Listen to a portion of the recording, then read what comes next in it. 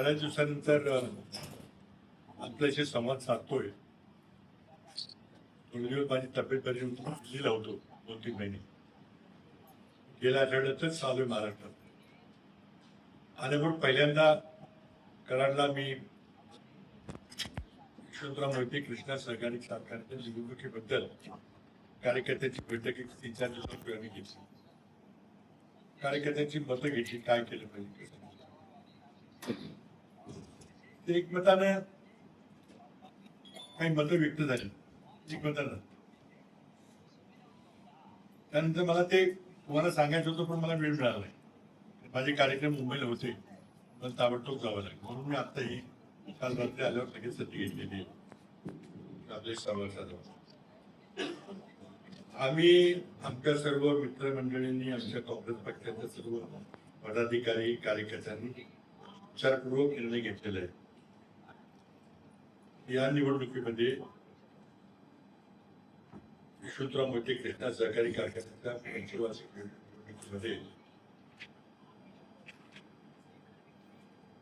मोहिते संस्थापक पॅनलला संपूर्णपणे ताकदीनं मदत करायची पाठिंबा. त्यामध्ये मला सांगितलं पाहिजे की मी काय कारखान्याचं सभासद नाही, असा प्रश्न तर तुमचा काय संबंध आहे कारखान्याशी? स्वाभाविक आहे. तुम्हाला आठवत असेल की मी जेव्हा 94-95च्या सुमारास सह्याद्री कारखान्याची निवडणूक लढवली तेव्हा हे सभासद नव्हतं. जवळजवळ आम्ही तिथं निवडून आल्यासारखं झालं. कराड तालुक्यामध्ये आम्हाला बहुमत मिळालं, फक्त बाकीच्या तालुक्यातून न मिळाल्यामुळे आम्हाला ते परिवर्तन करता आलं. त्यावेळेला मी विचार केला होता की आपण या भागाचा लोकप्रतिनिधी म्हणून त्या लोकांच्या सुखदुःखामध्ये आपण सहभागी झालं पाहिजे. आज मी दक्षिण कराडचा लोकप्रतिनिधी नसलो तरी 1991 पासून ते 24 पर्यंत लोकांनी अनेक निवडणुकांमध्ये मला लोकसभेमध्ये, विधानसभेमध्ये आशीर्वाद दिलेला, पाठिंबा दिलेला. त्याच्या सुखदुःखामध्ये मी सहभागी आहे. रोज कुठे काही सुखाचं प्रक्रियाचं, दुःखाचं प्रसंग. नंतर हा अत्यंत महत्वाचा जिव्हाळ्याचा अर्थकारणाचा विषय आहे. त्यामुळं बाहेर होऊन बघायची भूमिका घेणं योग्य. माझ्या कारण असे आले की काही असं वक्तव्य करण्यात आलं की राजकारण वेगळं आहे, सहकार्य वेगळं आहे. असं जर झालं असं सुधारण तर फार आनंदाची गोष्ट. मग कोणीच त्यात भाग घेतला.